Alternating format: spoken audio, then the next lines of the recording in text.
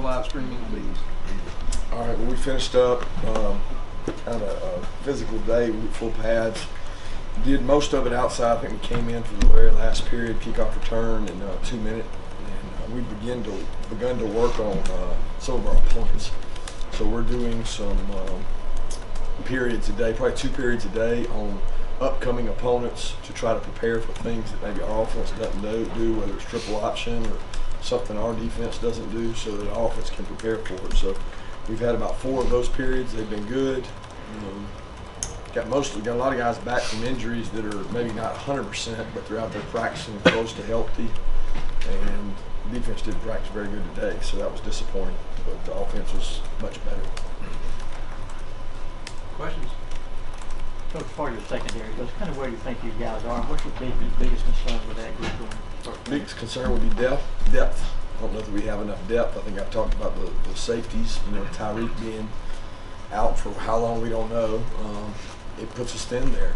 We've been working Chris Smith more at safety because we think he's a really good athlete. Not a real big fella, but he's a good athlete, good tackler. So he's worked some there. And we got 4 or 5 corners that we think are competing. Bake's probably a little bit ahead, and then after that you could put Stokes, Campbell, Speed, Mark Webb, all kind of in the pool. And then at safety you got J.R. Reed a little bit ahead, and Richard, Chris Smith, Delo's worked a little bit at safety, Otis, Jarvis, all those guys. Biggest concern is just depth. We don't have a lot of guys who have played. Frustrating today because we didn't play really good in the secondary.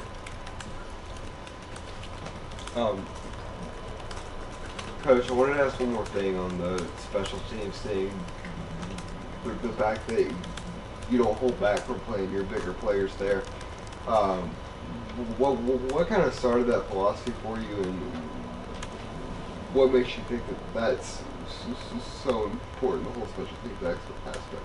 I think when you study the SEC, and we do a thing every year where we do a composite special teams ranking, and the composite special teams ranking is punt return, kickoff return, PAT, field goal block, and you rank everybody in the SEC where they finished, and then you put it together what their average is. And I think of the years I was at Bama, maybe 9 years, I think we were first or second in 8 of those years, and we always play the best players on that. And then first year I was here, we were dead last in the composite. And that wasn't all because of the coverage units or the players. We didn't kick the ball real good.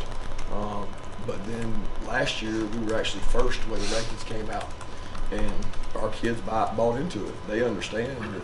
So last year our punt team was Sony, Lorenzo, and Roquan. I think that's like incredible to have that 3 lineup on your punt team because we had so much speed. So we're trying to match that in everything we do. Punt returns are a weapon for us because we got a great return. So I think we got 6 starters on our punt return front line holding up. And those kids love it. They buy into it. It's fun to play it here at Georgia. We make it fun. When you talk about the secondary, how would you evaluate how the freshman looks so far in terms of their understanding of the defense? Oh, they don't have it yet, but freshmen never do. There's just so many adjustments in college football. You got spread sets, motions, orbits, rockets, bolts, and there's all these things people are doing. So I don't think they know it, but what's important is the guy that's behind them knows it. JR and Richard, you got to coach those young guys up and kind of get them fixed. Tyson Campbell's played well. We've rolled him. He's actually gone with the ones some. I wouldn't call him a starter, but you got Eric's gone with the ones, Mark Webb's gone with the ones, and the youthfulness can be good because they're eager to learn. They come in and need extra, but experience is value, and they don't have a lot of experience making some of the adjustments they have to make. And to be honest, we challenge them. We throw a lot at them. How far along with Devon Wilson's process with Kirby goes? Well, according to Ron, he's ahead of schedule. He's doing really well. I can't put a date on it. He's running. He's hit up into the 17, 18 miles an hour, which is pretty good. He's at his fastest, he's 19, 20. So he's coming along well. He hasn't really cut, though. Most of that running is straight line running. So I know this. It kills him not to be out there. He's out there every day behind people, watching, learning in every meeting. He's a hungry kid. He loves football. Maybe a different angle on the whole secondary thing, but how having Jake and having Justin, 2 contrasting quarterbacks that can do different things, do you think that kind of helps you maybe, those guys having to practice against a veteran and a mobile guy kind of makes them a little bit better, kind of challenges them a little bit more? I don't know that it has any effect on it. I really don't. I don't see those two as that different. And I think you guys see Jake and Justin a lot different than maybe we do. I mean, we run the same offense with both those guys right now, so it's not like they're seeing that now. Can Justin take off running better? Can he run some gun run stuff? Yeah, he certainly can. But I don't think our two defenses are seeing something different, really. We scramble, we practice scrambles. So Jake Crom scrambles in practice, and so does Justin, because a lot of your plays end up being scrambles. So, no, I don't think there's a lot of difference in what our defense sees from those two. Coach, have you decided on a starter? Will you announce a starting quarterback, or is that something Yeah, I really hadn't even thought about it, to be honest with you. I mean, we let those two guys compete out. I mean, Jake's going with the ones almost the whole time. So we'll handle it as it goes. It's not like it's a predetermined announcement on this date. It's not really planned. We don't look at it that way. We look at it as those two guys will compete and they'll continue to compete. Another question on the secondary, but the other day you were talking about Eric Stokes. You know, he's kind of transformed from this raw type of player, like a freshman. But when you went about recruiting him, and he didn't play D-back until later in high school, but what type of things did you see in his potential as a defensive backline? Speed. I mean, we all know his track prowess. I don't know, I want to say he won the state a couple years, maybe pulled a hamstring that last year or something, but he's fast, elite fast, and that's hard to make up for that. I mean, faster players can make up for mistakes, so they can be wrong, catch up, and that's the number one thing we saw here. And he's a really good athlete, don't get me wrong. He's really kind of elastic. I mean, he can bend and stretch and contort his body, and he can run really fast. So he's done that well. He's rolled in there with the one some, competed. He didn't have a great day today, but hopefully he'll bounce back tomorrow. He's a competitor now, and he's bright. He's one of the few kids that can sit in the meeting and tell you everything that was said, and he'll execute it on the field. Kirby, how's Zamir handling a tough situation after going through something similar before? Zamir's great. And I know he reached out, and several players talked to him. Malcolm Mitchell's been around here. He talked to him about his issue, and then Nick reached out to him, talked to him. Todd reached out, talked to him. A lot of guys have talked to him. I think he's in great spirits. He still sits in on meetings, and it's been real positive. We've got a great family atmosphere. Those backs all care about him, and they've spent time with him.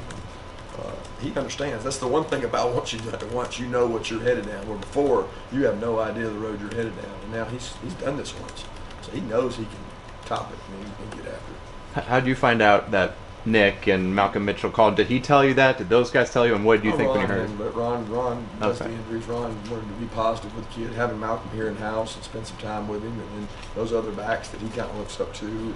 Those guys have been through it. It's very encouraging to talk to other people that have experienced it. How much more contact will you have? Will there be another formal scrimmage, or will you start to taper down on it? No, we're not going to have a formal scrimmage, no, but we have contact every day. I mean, the level of contact probably won't be that of a scrimmage. We're more in the mode of, hey, we're going to practice like we do leading up to scrimmages. We'll get after it tomorrow. We'll get after it Saturday. I mean, I don't know how you taper back and become a physical football team.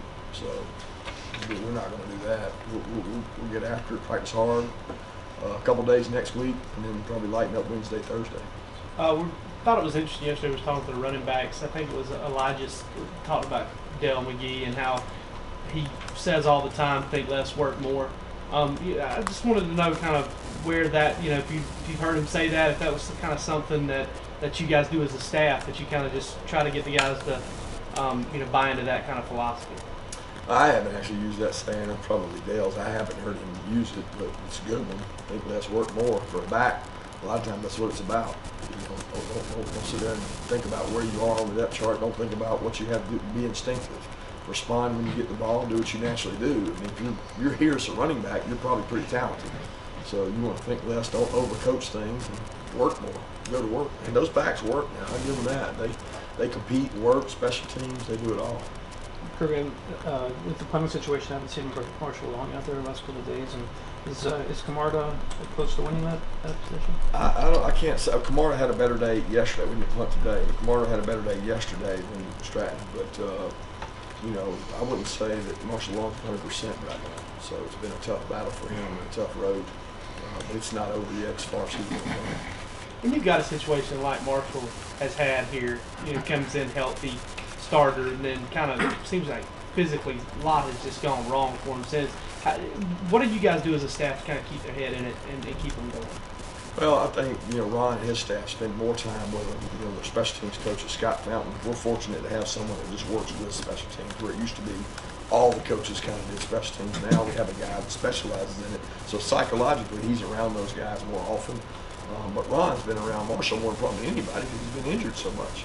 And he's been through so much. So the biggest thing is supporting those guys, being positive with them, making sure he's handling his academics off the field because he can't control the injury bug. What kind of GPS numbers y'all get as far as speed goes this year with the guys at Salt Camp? We've been pretty good. We were faster in the second scrimmage than we were last year's second scrimmage, but then we gave them kind of 2 days off and came back yesterday, and we were slower yesterday than we were last year. So it's been hit or miss. We were a fast team last year, evidenced on the field. We've had very similar numbers, but we try to monitor some of these guys with soft tissue injuries and cut them down when they hit certain yardages. But I didn't feel like we were very fast today. How many guys over 20 are you getting from them? Well, it depends on the day. Scrimmage, we had maybe 9, 10, which is a lot. But we didn't have many. I think we had 2 the day we practiced Tuesday. I don't know the day, I haven't seen the number. Kirby, has Solomon Kinley had a good camp, and how's he fit into what you guys are doing with guard? He's had a solid camp. Probably better than average. I don't know if you'd say good. Those guys are all competing. Sally's rolled in there with the ones and competed some. Trey's rolled in there with the ones. Kendall Baker's been rolling in with the ones at left guard and right tackle. Again, that's a thick competition that we're going to judge today's tape, tomorrow's tape, and as we begin on Austin P, we'll set a little bit of the depth chart so that we can say, okay, who's going to get the majority of the reps? But they're still going to be swinging guys in there and swinging back and forth. But Sally works hard. Sally loves football. I enjoy being around Sally. He has a few mental busts every now and then, but he's working to overcome those. You mentioned, some guys kind of working their way back, trying to get healthy. Would you put Terry in that? Yeah. In that? He's been out there. I don't know if you guys noticed. He's practiced. I think he hit maybe 3,500 yards yesterday, which is the most he's hit all camp. And he got a little fatigued because he's not in practice shape. And then he was injured. He just is not in practice shape. So he got about 3,500. I don't know what he got today, but I thought he really pushed through hard today. He was gassed at the end of practice. I hope he got around 4,500, but I don't know those numbers yet. Kieris was back out there today doing more. So getting some of those guys back. Bill's out there doing more. DeQuan Hawkins is out there doing things more. We're getting a lot of guys back. And then Jason Stanley's a little dinged and out. So we lost a couple games. Now, when it comes to your receivers, I know you love that room, and you've talked about how deep that room is, but what's Terry mean to you there, getting that experience and gaining experience back? You can't put a measurement on the value of confidence he brings in the room.